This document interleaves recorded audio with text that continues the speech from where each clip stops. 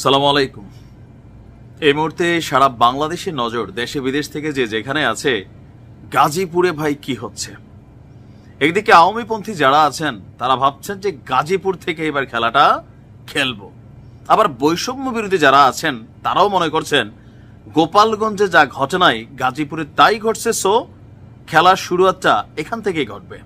এর মাঝখানে আজকে বিক্ষোভ হয়েছে, অপারেশন ডেভিল হান্ট ঘোষণা করা হয়েছে। তো ডেভিল হান্টের আগে ডেভিলরা এসা আমাদের যে অ্যাঞ্জেল আছে, মানে বৈষম্য বিরোধী ছাত্র আন্দোলনের এক অ্যাঞ্জেলকে গুলি করে সেখান থেকে পালাইও গেছে। এর পরপরই আমাদের পুলিশ, বিজিবি, র্যাব, সেনাবাহিনী যৌথ অভিযান শুরু করেছেন। আমি যখন নিউজটি করছি এই মুহূর্ত পর্যন্ত 16 উইকেটের পতন হয়েছে। না, মারা যায় নাই, কারণ এই মুহূর্তে সেনাবাহিনী, পুলিশ, বিজিবি, র্যাব তারা কিন্তু বিচার বহির্ভূত কোনো হত্যাকাণ্ড ঘটানোর সুযোগ নেই। শান্তিতে নোবেলপ্রাপ্ত ডক্টর ইউনুস অশান্তির কারণ হয়ে যাবে যদি এরকম ঘটে। যাই হোক, 16 জনকে গ্রেপ্তার করা হয়েছে। কোন 16 জন? গতকালকে যারা ম্যাটিকুলাসলি প্ল্যান করে বৈষম্য বিরোধী শিক্ষার্থীরা যখন মুক্তিযোদ্ধা মন্ত্রীর বাড়িতে গিয়ে ভাঙচুর চালালো, ওই যে মাইকে ঘোষণা দিয়া যারা লোকাল পিপল, আওয়ামী লীগ সমর্থিত বা এলাকার মানুষ লাঠি সোটা দেশীয় অস্ত্র নিয়ে যারা ঝাঁপাইয়া পড়া এই ছাত্রগুলারে নির্মম ভাবে পিটাইছে, মৃত্যুর সাথে পাঞ্জা লড়ছে, তো তাদের উপর যারা হাত তুলছে এদের অনেকেরই চেহারা, নাম, পরিচয় ওইখান থেকে আপনার প্রকাশ হয়েছে বা তারা দিছে। এরপরে অভিযান চলছে। গাজীপুরের ধীরাশ্রম এলাকায় শিক্ষার্থীদের উপর হামলার ঘটনায় এই নিউজটা করা পর্যন্ত 16 জন গ্রেপ্তার। এছাড়া ঘটনাস্থলে পুলিশ আপনার বিভিন্ন জায়গায় এই মুহূর্তে আর অভিযান চালাচ্ছে। এর মাঝখানে আরো একটা বড় বিষয় হচ্ছে কি, সিনেমাটিক স্টাইলে সার্জিস যেমন বলছিল পুলিশ কেন পরে আসে, তাও তো আসে, অনেক জায়গায় তো যাই না।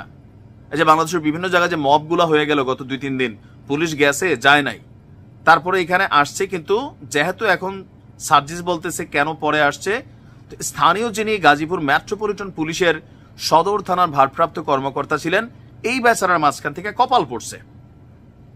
কারণ বাংলাদেশের কোন জায়গায় এরকম মবের মধ্যে পুলিশ, সেনাবাহিনী পর্যন্ত যায় নাই, তাই না?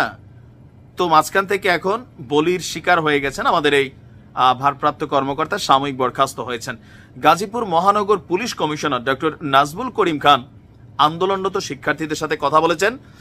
আর এর পাশাপাশি আপনার মেয়র জাহাঙ্গীর সহ যারা এই ঘটনার সাথে কানেক্টেড, যারা এই ঘটনাটাকে আঞ্জাম দিয়েছেন, ইভেন আজকেও যারা ঘটনাগুলো ঘটাইছে, মানে যে 3 জন মোটরসাইকেলে করে আসছে, আইসা সরাসরি ছাত্রদের উপর গুলি চালাইয়া ওই এলাকা থেকে নিরাপদে চলে গেছে, এই টোটাল সিস্টেমকে জালের মতন ফালাইয়া সেখানে থাকে না যে একটা একটা করে চুনচুনকে গ্রেপ্তারের জন্য ছাত্ররা দাবি জানিয়েছে, আর আমাদের যৌথ বাহিনী কাজ করছে। তবে শুধুমাত্র গাজীপুরে না, সারা বাংলাদেশে আপনার এই যে অপারেশন ডেভিল হান্ট এটা পরিচালিত হবে। এখন আওয়ামী লীগ অনেক ধরনের ভিডিও কল রেকর্ড আমরা দেখছি, বিভিন্ন স্টেট হাউস দেখছি যে 26শে মার্চের আগে একসাথে দল বেঁধে বাংলাদেশে আসবে, এটা তাদের বাঁচা মরার লড়াই। রাজপথ কি জিনিস আওয়ামী লীগ চীনে চেনা জানা আছে। সো আওয়ামী লীগও চাচ্ছে সর্বোচ্চভাবে নিজেদের অবস্থানকে প্রকাশ করা। ইভেন 32-এর ঘটনায় এবং সারা বাংলাদেশে যে ঘটনাগুলো ঘটছে আওয়ামী লীগের নেতা এমপিদের উপর দিয়ে একটা মেসেজ তো ক্রিয়েট হয়ে গেছে। সেই মেসেজটা আওয়ামী লীগ অনুধাবন করছে, সেখান থেকে তারাও কিন্তু সর্বোচ্চ চেষ্টা করবে মরণ কামড় দেওয়ার এই সরকারের উপর। আর সরকার চেষ্টা করছে কোন ধরনের কামড় টামড় যেন সরকারের গায়ে না পড়ে। এর আগে যারা কামড়াবে তাদেরকেই ধরেন শিকল বাইধা জেলের মধ্যে ঢুকানো। পরিস্থিতি কি হবে আগামী দিন বলে দিবে। ভালো থাকুন, আসসালামু আলাইকুম।